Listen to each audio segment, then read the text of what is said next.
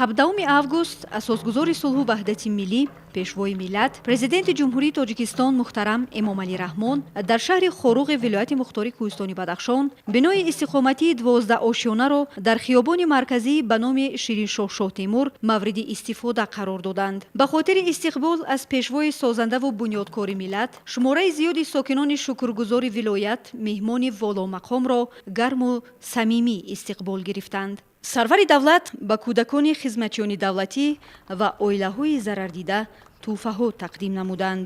Пешвои миллат, президенти ҷумҳурии Тоҷикистон муҳтарам Эмомалӣ Раҳмон бо нишони муҳаббати самимӣ ба кӯдакон, тифле аз оилаи зарардидаро бо меҳри беандоза ба оғӯш гирифта навозиши падарона намуданд. Салом. Салом. Мешносӣ? Мешносӣ? Бобоша мешносӣ? Боборо у тарам нигоҳ дора. Бобош ҳамунҷае чӣ? Ма.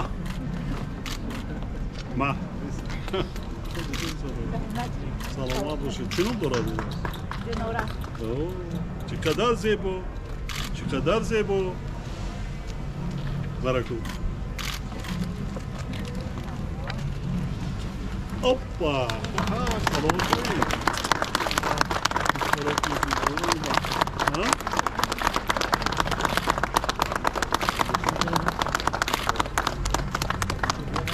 خدا تا دراز کنه کلوان شوی تقوان شوی دانشمند شوی خواهش از اون نترسید مبارک شود با این روزهای نیکم رسیدیم شکرانه کنیم که صحت سلامت ماندیم همه چیزا دیگه یافته میشه لیکن جان انسان ها خریده فروخته نمیشه نه صحت سلامت که ماندیم با این روزا رسیدیم صاحبی خانه صاحبی داشت یکی ما فکر خانه از خانه پیشتره خوبتر است هزار با اونجا کلان شدن کودکا عادت کردیم اونس گرفتیم خواهی نخواهی همین خیر است همین خیره بچه ها رو تربیه کنید مبارک شود نصیبتان کنید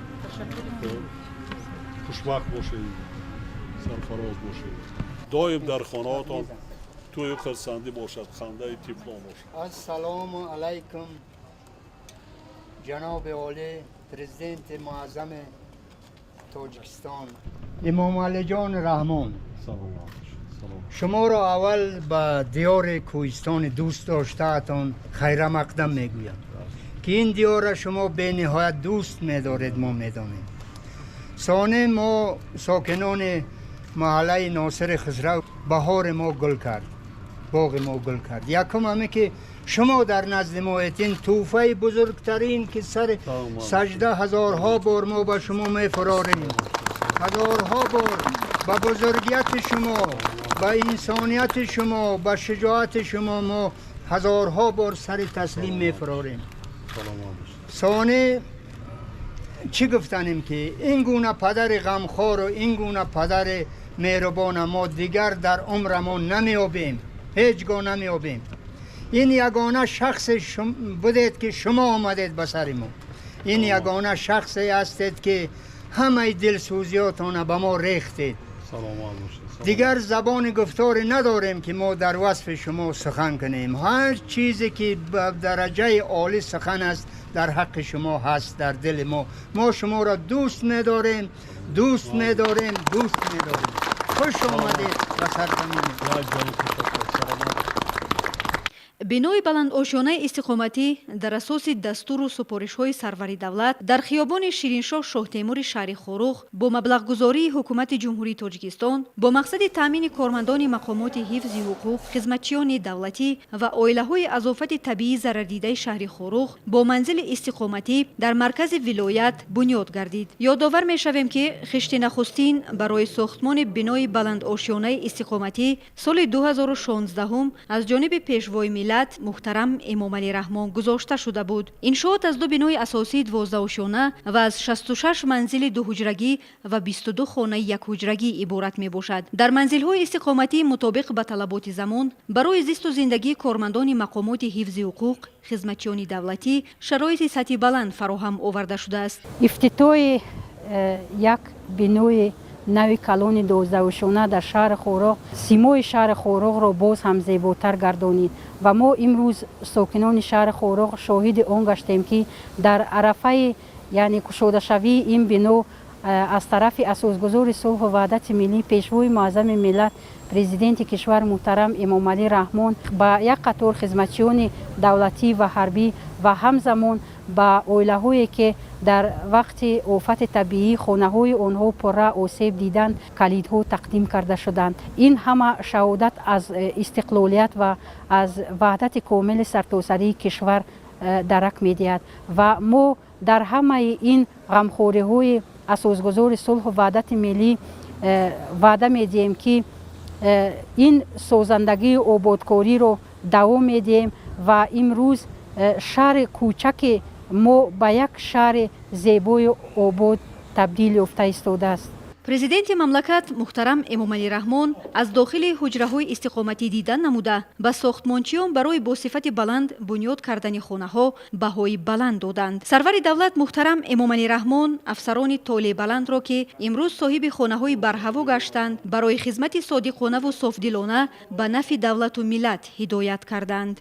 باید گفت که خانه‌های استقامتی دارای آشخانه با تجهیزات ضروری و لوازمات روزگار تامین گردیده تحفه بی‌نظیر پیشوای ملت برای کارمندان نظامی به حساب می رود. خدمتیان حربی صاحبان منزل‌های استقامتی به پیشوای معظم ملت محترم امام علی رحمان برای دستگیری و غمخوری‌های پیوسته اظهار سپاس نمودند. در دوره تشریف نوبتی اساسگزار صلح و وحدت ملی پیشوای ملت پرزیدنت جمهوری تاجیکستان محترم امام علی رحمان به شهر نایه‌های ولایت مختار کوهستان بدخشان در شهر خوروق برای خدمتیان دولتی بنای استقامتی خانه‌های خدمتی مورد بهره‌برداری قرار داده شدند. باید ذکر نماییم که در شهر خوروق انشاءات‌های گوناگون تعیینات اجتماعی مورد بهره‌برداری قرار داده شدند که از جمله آنها امروز خانه استقامتی برای خدمتیان دولتی که با شرایط خیلی بلند خدمتی ساخته شده است مورد بهره‌برداری قرار داده شد. چون این خانه‌های استقامتی که امروز به استفاده داده شدند در شهر خوراق قریب که همتون ندارند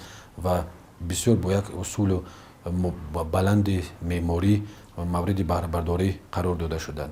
البته از نام خودم از نام تمام خدمتیان دولتی که امروز در ولایت مختار کوهستان بدخشان کار و فعالیت می‌نمایند اظهار منتداری را به پیشوای ملت پرزیدنت جمهوری تاجیکستان محترم امام علی رحمان می‌رسانیم و باوری کامل داریم که با فعالیت منبعد تمام خدمتیان دولتی باز هم بهتر برآمده مانده شده به سطح و صفت زندگی ساکنان ولایت مساعدت خواهد نمود. در زمینه اقدام‌های خیرخواهانه پرزیدنت جمهوری تاجیکستان محترم امام علی رحمان در این روز در برابر عائله‌های خدمتیان حربی همچنین 12 عائله ضرر دیده شهر خوروق که خانه‌های استقامتیشان در فصل زمستان در نتیجه ترمفروری پورا خراب گردیده بود صاحب خانه‌های نو و زمانوی شدند. پیشوای ملت محترم امام علی رحمان به هر یک عائله ضرر دیده کلید خانه‌های نو استقامتی را تقدیم نمودند. سرور دولت تاکید داشتند که با شرافت استقلال دولتی حکومت جمهوری تاجیکستان قادر است تا در حالت‌های فوق‌العاده و طبیعی و تکنگینی اهالی کشور را تحت حمایه و غمخوری همه‌جانبه خود قرار دهد. هر یک عائله ضرر دیده شهر خوروق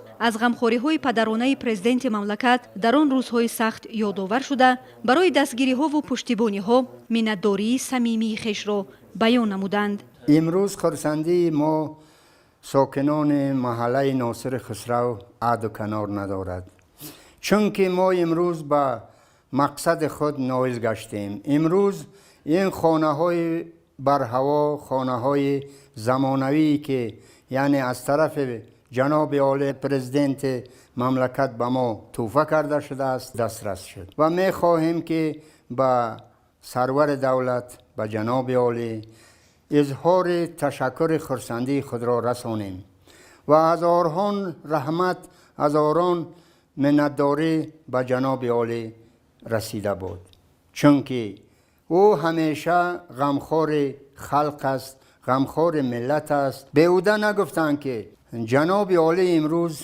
حقیقت انوشیروان مرد عادل است. امروز تمام سخاوتش، امروز تمام غمخواری و دلسوزی خود را به تمام جهان نشان داده است و ما به نهایت از این خصلت‌های خوب جناب عالی، از این غمخواری‌هاش برالا منت داریم. امروز این خانه های برهوا که به ما توفه شد در تمام معیار جهانی معماری و شهرسازی جوابگویند. من منتداری تمام ضرر دیدگان محله ناصر خسرو را به پیشوای ملت جناب عالی امام علی رحمان میرسانم که در مدت نهایت کوتاه ما را صاحب خانه گردانیدند که این خدمت شایان رهبر دولت است. پیمانکار اساسی بنیاد انشاءات جمعیت دارای مسئولیتش محدود بنیاد می باشد که در مهلت معین شده ساختمان بنای استقامتی را جوابگو به طلبات شهرسازی و معماری به انجام رساند. در روند کارهای ساختمانی 4 شرکت محلی از قبیل جمعیت‌های دارای مسئولیتش محدود ام سرویس، امیرحمزه، جاوید و وطن سهم ارزنده گذاشتند. در جریان کارهای ساختمانی بیش از 150 نفر ساکن محلی به کار جلب گردید. خانه های دوازده‌شانه برای کارمندان حفظ حقوق سال 2017 آغاز گردیده بود. فرمایشگر ساختمان دیرکسیون ساختمان انشاءات های حکومتی دستگاه اجرای پرزیدنت جمهوری تاجیکستان بوده. قدرتچی اساسی آن کارخانه مسئولیتش محدود بنیاد می باشد. امروز در حضور جناب عالی پرزیدنت مملکت پیشوای ملت امام علی رحمان با صفت بلند با معیارهای حاضر زمان به استفاده داده شد. در برابر خانه‌های استقامتی همچنین در آشیانه یکم بنا کارگاه استحصالی جمعیت دارای مسئولیتش محدود با صفت 18 و مرکز خدمترسانی جایگیر کرده شده است. فعالیت کارگاه به استحصال مواد آرایشی و چاپی و ناشری روانه کرده شده است و برای ماندن کار آن در شرایط معاصر به رونق فعالیت صاحبکاری و بهتر شدن خدمترسانی‌ها در این سمت مساعدت می‌کند. باعث خوشنودی است که در زمینه سیاست سازنده و بنیادکارانه پرزیدنت جمهوری تاجیکستان محترم امام علی رحمان جهت دستگیری همه‌جانبه صاحبکاری خردومیانه و جلب سرمایه برای رشد این ساحه صاحبکار موفق شهر خاروغ نظیر دیلیاب و صاحب کارگاه نوزمانوی گردید. حالا با مهیا گردیدن شرایط سطحی بلند مسئولین کارگاه استحصالی نیت دارند تعداد کارگران را به 10 نفر رسانند. جمعیت دارای مسئولیت محدود با صفت به استحصال محصولات آرایشی و چوبی مشغول بوده. یکی از اولین کارخانه‌های صنعتی که در مخصوص در ولایت مختار کوهستان بدخشان به خدمت رسانی‌های ناشری و چوبی مشغول می باشد. اکثریت مؤسسه و کارخانه‌های حدود ولایت مزاجان ما بوده از خدمت رسانی‌های ما به پورگی استفاده می‌برند. امروز در ارتباط با اعلام گردیدن سالهای 2022-2026 سالهای رشد صنعت کارخانه ما برای ماندن همکاری‌های نو و سیر نمودن خدمت رسانی‌های خود و به مزاجان پیشنهاد نمودن خدمت رسانی‌های اینوواسیونی ساحه پلیگرافی کوشش به خرج می‌دهد. هدف اساسی کارخانه ما هرچی بیشتر به کار جلب نمودن جوانان و تیار نمودن متخصصان خوب ساحه‌های آرایشی و چوبی می باشد. نیت داریم تعداد کارمندان را که اساساً اکثریتشون جوانان تشکیل می‌دهند زیاد نماییم. تا کنون کارخانه ما از راه اساسی کمتر دورتر واقع بوده به فعالیت ما و برای مزاجان ما کمتر دشواری ایجاد می‌کرد. لیکن خوشبختانه امروز ما در کارخانه زمانوی قرار داریم که مساحت آن برای ما امکانیت می‌دهد که تعداد و صفت خدمت رسانی‌ها را باز هم زیادتر و خوبتر گردانیم.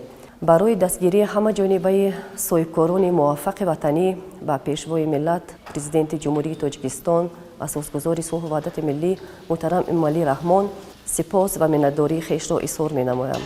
چنین دستگیری حکومت جمهوری تاجیکستان ما صاحبکاران را وظیفه‌دار می‌نماید که بهر رشد بخش خصوصی کوشش و تلاش زیادتری را به راه مانیم. باید گفت که حدود بنای استقامتی و پیاده راه‌ها با استفاده از سنگ‌های آرایشی کارخانه نوبنیاد سمن شهر خاروغ زینت داده شده به خاطر سیر و سیاحت شامگاهی ساکنان 10 ستون روشنی دهنده شنانیده شده است.